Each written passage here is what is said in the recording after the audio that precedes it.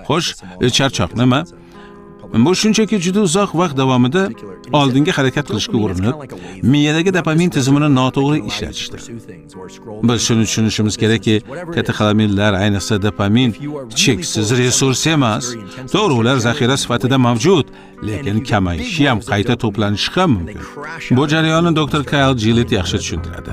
Endokrinologiya sohasida faoliyat yuritadi. U shunday degan: dopamin to'lqin hovuziga o'xshaydi. Ya'ni bizda bir rezervuar bor va u bizga narsalarni orzu qilish, internetda biznes yaratish imkonini beradi. Agar juda intensiv ravishda oldinga intilsak, katta dopamin to'lqinlari paydo bo'ladi. Agar bu to'lqinlar hovuzdan chiqib ketsa, biz dopamin zaxiramizni kamaytirib qo'yamiz. Agar zararli moddalar, masalan, kokain haqida o'ylasak, u dopaminning juda katta miqdorda ajralishiga sabab bo'ladi. Mana shumi? Yoki amfetaminlar. Bu aynan shunday narsa. Menimcha Stanforddagi hamkasbim doktor Anna Lemke bu jarayonni yaxshi tushuntirgan.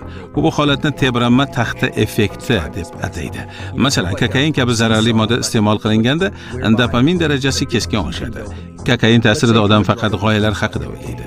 Bunday odamlar xo'sh shunchaki dam olaylik deb o'ylamaydilar. Ular soniyasiga millionlab g'oyalarga ega bo'lishadi, lekin aksariyati juda yomon g'oyalar bo'ladi.